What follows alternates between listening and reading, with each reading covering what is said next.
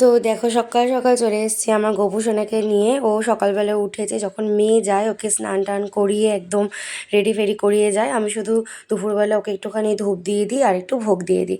আর এই দেখো ঘর টর এখন মোটামুটি প্রায় পরিষ্কার হয়ে গেছে। এখন আমি রান্নার দিকে যাব।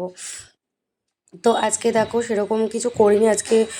কালকে যেহেতু নীলষষ্ঠী, তো আজকে সেই হিসাবে একটু আমাদের নিরামিষ খেতে হয়, তো সেই জন্য আজকে বেশি কিছু করিনি, শুধু পটল ভাজা আর একটু পাট শাকের ঝোল দিয়ে খাওয়া হয়ে যাবে।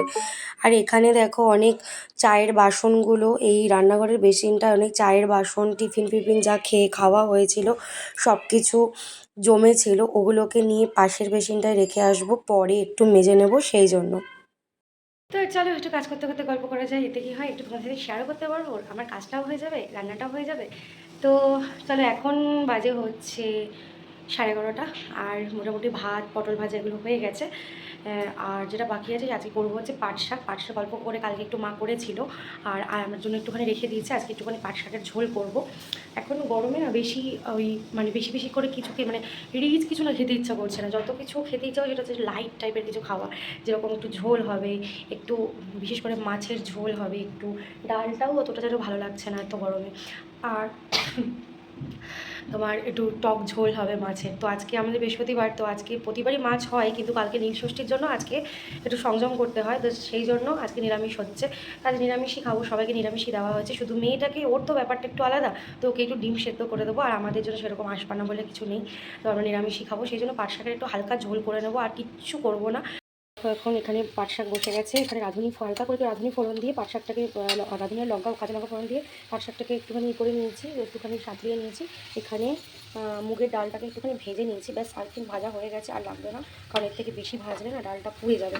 আর দেখো এই ছোট্ট যে কড়াইটা দেখতে পাচ্ছ, এখন এই কড়াইটা কিন্তু আমি ভেলোর থেকে নিয়েছি, আর ভেলোরে এই সমস্ত স্টিলের জিনিসপত্রে না ভীষণভাবে মানে ওখানে খুব চল আর কি এটা। তো চলো নুন হলুদটা দিয়েই দিই।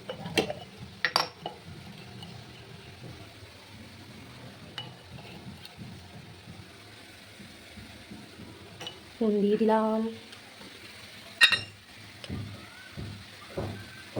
হলুদ দিলাম, নুন হলুদ দিয়ে একটুখানি জাস্ট এইভাবে একটুখানি নাড়িয়ে নেবো। এক হাতে ক্যামেরা করছি তো একটুখানি একটু না অনেকটাই অসুবিধা হচ্ছে। এবারে ডালটাকে এখানের মধ্যে ঢেলে দেবো, ব্যাস হয়ে গেল। আর একটু সাঁতলে নিয়ে জল ঢেলে দেবো, ব্যাস। তো রান্নাবান্না মোটামুটি কমপ্লিট হয়ে গেছে, আর এখন খাবার নিয়ে বসে পড়েছি, মেয়েকেও খাওয়া দাওয়া হয়ে গেছে, মেয়েকে খাইয়ে দিয়েছি অলরেডি, আর বাবা শুধু বাকি আছে। আর আমি এখন বসে পড়বো, কারণ আমি যেহেতু জিম করি সেহেতু আমাকে একটু টাইমিংটা মেনটেন করতে হয়, 1টা থেকে 1:30টার মধ্যে খেয়ে নিতে হয়, তাও আজকে একটু দেরি হয়ে গেছে। তো চলো খেয়ে নিই, তারপরে কথা বলছি। তো এই দেখো এটা হচ্ছে আমার খাবার, আর কিছু করিনি, পটল ভাজা আছে দুটো, আর পাট শাক করেছিলাম, আর এই ঝোল ঝোলটা দিয়ে পাট শাকটা পুরোটা খাওয়া হয়ে যাবে। তো চলো খেয়ে নিই, তারপরে কথা বলছি। এই যে আমার খাওয়া হয়ে গেছে, এবার বাবার খাবারটা গুছিয়ে এখানে রেখে দিয়েছি, আর একটু ঝুড়ি চাপা দিয়ে রেখে দেবো এখানে। আর এখনই এখানে শুয়ে আছে, এবার আমি ওকে একটু ঘুম পাড়াবো, কারণ স্কুল থেকে আসে তো আসার পর ভীষণ টায়ার্ড থাকে, আর ও ঘুমাতে তখন বেশি লেটও করে না, তো একটুখানি ঘুম পাড়িয়ে দেবো, একটু ফল টল খাওয়াবো, খাইয়ে ঘুম পাড়িয়ে দেবো। বিকেলবেলা আবার ম্যামরা আসবে এক এক করে পড়াতে, ফার্স্টে বাংলা ম্যাম, তারপর ল্যাঙ্গুয়েজ টিচার কাছে পড়তে যাই এখন।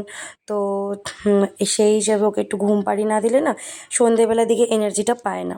তো চলো একটু করে ফল দিই, আবার পরে একটু মেয়েটাকে আঙুর দেবো, আঙুরটা বার করে একটু ধুতে হবে, কি বড় বড় আঙুর দেখেছো, এখনকার আঙুরের সাইজ এত বড় বড় না, ভীষণ বড় বড়, এগুলো যদি কিসমিস করা হয় তাহলে কত বড় বড় কিসমিস হবে একবার সেটাই আমি ভাবছি।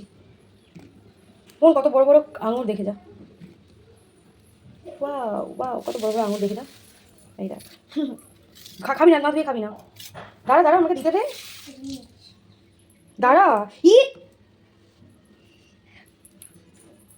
আমাকে কাজ কর্মটা করতে দে।